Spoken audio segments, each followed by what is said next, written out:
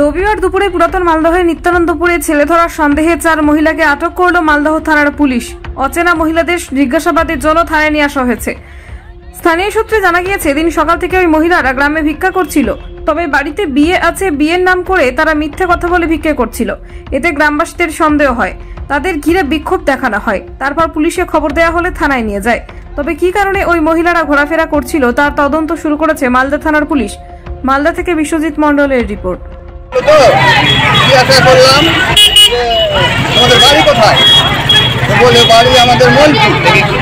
তারপরে আর এক পাড়াতে যদি দেখছি তা আত্মীয়জনকে, তখন আগে জিজ্ঞাসা করলাম যে কিসের জন্য এসছো, মেয়ের বিয়ের সাহায্যের জন্য। তখন আমি আবার ওই দুজনকে জন্য জিজ্ঞাসা করছি, তো ওরা বলছে যে বাগবাড়ি।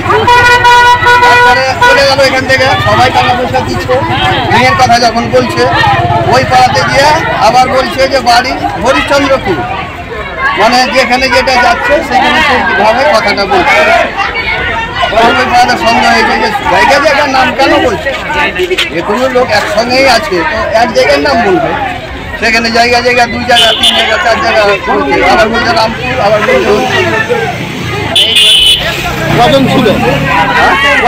4 জন ছিল, আরো 2 জন কোথায় আছে আমাদের সঙ্গে। আপনারা কি সন্দেহে আটক করেছিলেন?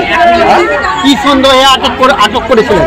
ওই পাড়া থেকে আটক করে নিয়ে আসলো, আমাদের পাড়া থেকে এদিক থেকে চলে গেল, তারপরে ওদিক থেকে নিয়ে আসলো। আপনার নাম? নাম? পূর্ণ কর্মকার, বাড়ি?